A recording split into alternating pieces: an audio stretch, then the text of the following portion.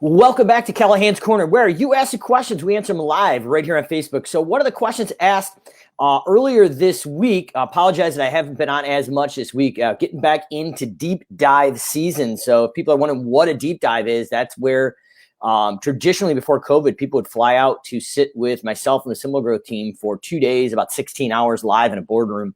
Now, obviously, have transitioned to a remote location, basically via screen share, where you get about 20 hours of one-on-one consulting with myself and the SimpleGrowth team to set up service autopilot literally from the beginning to end. What would usually take 5 or 6 years, we literally do it in about 2.5, 3 days, and then train you how to use it in your team. So interesting question, because this kind of revolves around what I've been doing the last few days and going to be probably doing the next month or two. Says basically, I'm looking to streamline my maintenance and lawn care quoting, looking not to go to the properties and be able to quote. If a customer wants us to go to the property, of course we would. What are you doing to quote most accurately? So I'm going to tackle this in 2 different fashions here. And if you are part of the SimpleGrowth Service Autopilot Setup Challenge, I'm going to be going live at 9 a.m. in our private group talking about the foundational things leading up to this and how to actually execute some reporting around some of this stuff as well. So if you're part of the SimpleGrowth Service Autopilot Setup Challenge, make sure you join the group or watch the recorded version later today. I believe that's going to be at 9 a.m.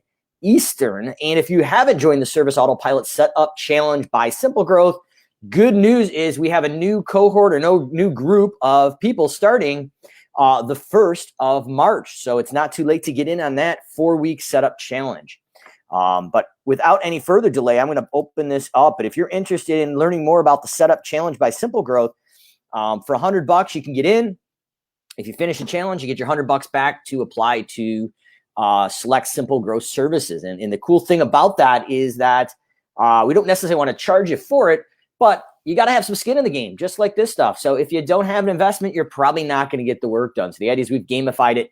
You get your work done, you get Service Autopilot set up for you, and we give you that $100 back as a credit. So what we're looking at here, though, is I'm going to go out and take a look at this in several different fashions. And the first of which is to answer the direct question. And then if we are going on site, what are the things that we need to look at? So if we go in, the thing that I'm going to recommend for most users right now is we want to stay in V2 of Service Autopilot. Now, V3 smart maps are great, but I'm going to recommend you stay in the V2 area until it is show ready. And in my opinion, some of it is not necessarily show ready. And if you're in our database of email marketing or text marketing, we will send you an email or text letting you know, hey, we feel that it's pretty much show ready. Jump in there 100%. But in the meantime, I'm recommending staying in V2. We're going to go in and go to property measurements, and we're going to measure this out. Now, it's the same idea in V3. The benefit of V3 that I see right now, if you are doing things such as linear feet of bed edging or stick edging or holiday lights, that's where I'm going to recommend you do go to V3 Smart Maps, because we can do multiple linear feet and add them on top of each other. But once we've got this property here, I'm sure it looks familiar. But what we're going to do is go in and dial in and do an on-site estimate for lawn mowing or fertilization, aeration, overseeding, anything that's based on turf square footage. If you're doing mosquito control, that's another big one with our deep dive consultants right now, our folks, and that can also be done based on turf square footage usually. So once we got this here, we'd click on it and we would label this turf area, and we'd want to color code it. So now this is going to start the process here of building this out. Now, depending on the property or the satellite, you could potentially say, okay, now I want to go in and take a look at it from the street view. To my knowledge, at this point, this is not available in V3. I can't speak for Service Autopilot, but as a certified advisor, we have been communicating with their development team based on this. So what I'm doing is I'm looking at this, and I'm going to maybe look at small, medium, and large shrubs. So maybe this customer only wants the shrubs pruned in the front yard. So I'm going to go in and take a look at this. So a small shrub is going to be less than 3 feet. 3 feet to less than 6 is medium, and then 6 or larger is going to be in there. So I'm going in and I'm saying, okay, based on that, I'm looking at it. So I've got 1, 2, 3, 4, 5, 6, 7, 8, 9, 10, maybe 11 large shrubs. So I'm just going to write that down here. So I got 11 small. My medium are going to be less than 3 to 6. So I've got 1, 2, 3, 4, 5, 6 medium. And we're just doing the front yard. Well, I've got one over here that is definitely a 6 to 10. So I got one large. So depending on the satellite imagery, you should be able to go in and tackle that. Now, let's just take a look here on this property, and I'm not too sure if it's going to work or not, but let's see, because some of the ones are pretty damn good. So let's see if we can zoom in here a little bit. So it looks like we can't get any closer here, but we're going to want to come back out of that view. Let's go back here. But if we're basing it on the size of the shrubs in the front of this imagery, it looks like you got a couple cypress and boxwoods. At the same size, these all in the front yard were identical. So I would say you got, on average, another 3 smalls. You've got a total of 14 small, 6 medium, 1 large. Now, you may want to go out and do this do this, or another option here is we would have a estimate request form on your website where the customer can take pictures of the front side, the front and both sides of the house and any of the shrubs, and we can get a pretty good idea of what's going on that property. But the question is whether we're on site or off site. How do we handle that data? So what I'm going to recommend is we go in and create an on-site estimate form or phone intake form. So a lot of the companies that we do work with for ponds or waterless features will actually have a website request form that we build for them with the ability to add attachments of pictures. So they don't physically go out and do those estimates, but there's a small disclaimer on there if the pictures aren't representing what's going on. So that's a great way of doing that, especially with a smartphone. I mean, everybody has one now. But if we go on to our on-site estimate form, or if we use this as a phone intake form, we can go in and plug in the number of small, medium, and large shrubs. So in this example, we had 1 large, we had 6 medium, and 14 small, and didn't look like we had any hedgerows with or without a ladder based on linear feet. So once again, if there was hedgerow, we could make a determination if the property needed a ladder, and we could just literally pop into Maps Pro or Smart Maps and make the linear feet. Now, I'm going to give you some other examples here because that is lawn mowing, fertilization, aeration. So we got turf square footage and possibly shrubs. We could go in and measure the beds, but that can get a little tricky. But if you do have to go on site, what I'm going to recommend is looking at a couple different things here. So mulch installation or pine straw installation, doesn't matter if it's bagged mulch or bulk mulch, about 13.5 bags equals 1 cubic yard of mulch. But we're going to go in, and each property is going to have different specifications, 1, 2, or 3 inches. Are we top dressing as a brand new install? So we're going to go in and put the square footage of just the depth that we want and how many delivery trips. So if we can cover, 1 dump truck can cover 6 yards of mulch, is it a 12-yard job? Okay, well, let's put that in twice. Once again, same example, small, medium, and large shrubs with hedgerows and additional shrub nodes. So that's one way to tackle the landscape maintenance. And another expert flow is, well, Mike, what if I'm looking at that satellite version and there's a lot of trees, or there's a fence gate that I need to get into, or it's just not my standard production rate. So what we've done here, tied into different square footages, is lawn mowing at 100% efficiency, 80 and 70%. So if a property has different areas that is going to have different efficiency rates, we would go in through an on-site estimate form, we're measuring and save those, but potentially we would go in and put in sometimes, and these are obviously fictitious pricing, I'll actually put 5,000 square feet in here so you can actually see the difference here. But this is going in and calculating the efficiency based on the square footage. So maybe it's the whole yard and you're looking at, it's about 70 or 80% efficiency versus 100, or you got different parts of that property, a very large commercial property that have different efficiency rates. So the next, and this could all be driven off the satellite with some proper standard operating procedures and training. So the next thing is I'm looking at is like, well, Mike, that's all fine and dandy, but what if I've got a home that requires a smaller mower in the front and I've got acreage in the back, or maybe a hill that needs a 36-inch just for the slope, but I can open it up with a 60 or a 72 in the other parts of the property? Well, that's a great question. And in my opinion, 99% of this, at least 90% of this, can be done off-site. And if you are on-site, I'd pull up with your laptop or your on-site estimate form and be able to do this right from the estimate vehicle. So we've tackled standard turf production. We've tackled small, medium, and large shrubs, potentially off the satellite. How to get that in through an on-site estimate form or a phone intake form. Now, the final part really is, well, what if I need different size mowers? So I've broken this down into 22-inch, a 36, a 60, and a 72.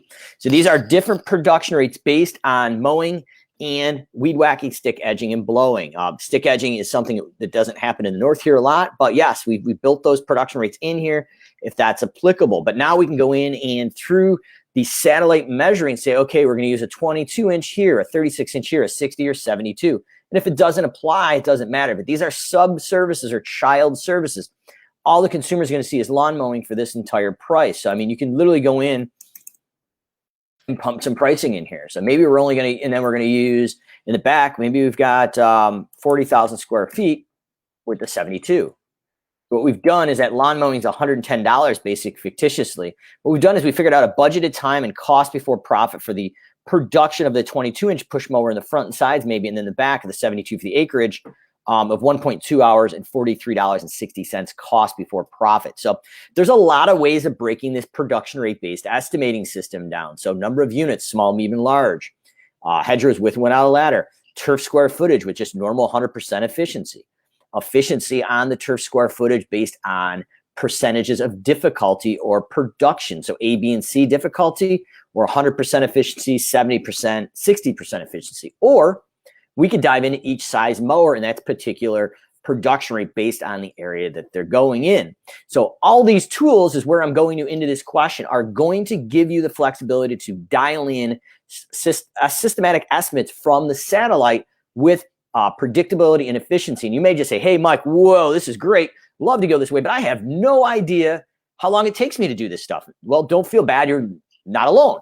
So traditionally, when SimpleGrowth works with people in the lawn care or even home cleaning industry for production rates, we're not going to throw you in the deep end with no floaties if you can't swim, because let's face it, folks, this is your financial future. We don't want to base it on industry averages. Now, some of them are you can go to the bank with, but if you're looking to kind of step into it, which we recommend, we would set these production rates up as close as we could with good data from your software if you have it. Then we go in and base it on the number of minutes or hours you think guesstimating is as your experience. You plug in number of minutes, hours, and it calculates a price, budgeted time, and cost. Now we can compare the two and select which one is more accurate in your opinion. But with 3 to 6 months from now, if we're tracking the custom variables or custom fields such as turf square footage, bed square footage, number of small, medium, and large shrubs, square footage based on each size mower, or square footage based on the efficiency that you think is going to happen if we have good data in and good data out from the mobiles. We're going to talk about how to hold them accountable in the Service Autopilot Setup Challenge by SimpleGrowth here in the next 3 to 4 weeks. Or if you sign up for the one that starts in March 1st, you'll get a piece of that. But the idea is we need to set the foundational things from lead acquisition all the way through scheduling, billing, and fulfillment. So the last thing I want to leave you with here is literally what a fully set up Service Autopilot or any CRM for that matter looks like. And what we're going over in the Service Autopilot Setup Challenge by SimpleGrowth right now is literally the foundational pieces of the estimate request and tracking the sales source. How did they hear about us? Well, obviously, it's our website. Second question I'm going to be answering later this week is a gentleman said, hey, I'm doing separate pay-per-click ads or Facebook ads. How do I track that? Well, I'm going to recommend you make a separate V3 form, V3, not V2, but V3 form for your website because it has duplicate checking. Those are show ready. And they're going to go in, but we're going to have separate lead sourcing based on the marketing. And then in that marketing source, we can go in and dial in each type of ad or each ad we have with the ad spend and the conversion ratio. So we're going to talk about that in the SA Service Autopilot Challenge set up today at 9 Eastern in the private group for about the 20 people that signed up in the first cohort.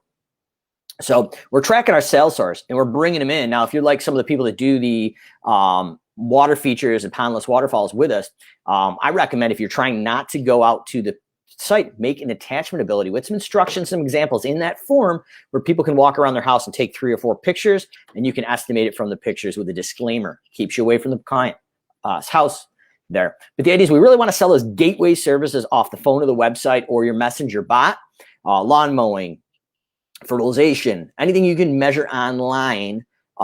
That's where we go. And then we go systematically and upsell additional services that we can do while we're already there to double or triple that client lifetime value with no extra non-billable drive time. Client calls, we have that phone intake form. We get their information, track the sales source. Where do they come from? Now we got good data in, good data out for marketing and statistics. Once they're entered into SA, this is where we create that estimate. So we're entering those custom fields. So it's based on time, how long you think it's going to take, or production rate, square foot, linear feet, number of units, number of irrigation zones, whatever that looks like. We fill out that on-site estimate form. We measure it on the satellite. We pull up the estimate, the price, the budgeted time and cost before profit shows up. And if there's any product or materials, those are in there. We just hit draft to quote, try to close them on the phone or person, and then email it out if not. Now pertaining to this, but the foundational thing that you're going to be learning from our videos and the Service Autopilot Setup Challenge by SimpleGrowth is what's the estimate loss process? What's the estimate won process? Why do we schedule from the estimate every time and convert that lead into a client and get the work scheduled that way? Because the price and budgeted time comes over, eliminates a ton of double entry and a ton of extra clicks. 99% of the services in Service Autopilot should and could be set up right off the estimate to the schedule. Then we go over routing, dispatch board, closeout day screen. Folks, this is most important screen. I'll make a video on this probably next week, but this is the last point a human gets to touch the data. So if we want to go out and create a production rate-based estimating system because we're not positive how long it actually takes us, if we don't have good data and we're not checking it every day, 2 to 3 minutes, we're in trouble. So I'm going to show you in later videos how to dial that in and create accountability for your crews and managers, or if you are quote unquote the owner and manager for your crews, we're going to show you how to hold yourself and those crews accountable for good data, and then how to invoice and collect. Now, most people know how to do this, how to charge the cards, how to email the invoices, how to print the invoices. Main thing in another video we're going to look at is how to get paid and how to do installment payments. So if it is a lawn mowing, bush trimming, and weeding, but it doesn't include trimming the trees in an installment contract, how do we set that up and make sure the price and budgeted time is accounted for your reporting without double billing the customer? So whole lot more to come. Look forward to answering the rest of your pre-submitted questions. Callahan's Corner, you ask the questions, we answer them live right here on Facebook. And make sure if you're interested, drop a note for the next Service Autopilot Setup Challenge by SimpleGrowth. It's a 4-week challenge that takes you through this whole entire workflow and sets you up for success for this season and many more to come. We'll see you next week or tomorrow on Callahan's Corner, where you ask the questions, we answer them live right here on Facebook. We'll see you again tomorrow right here.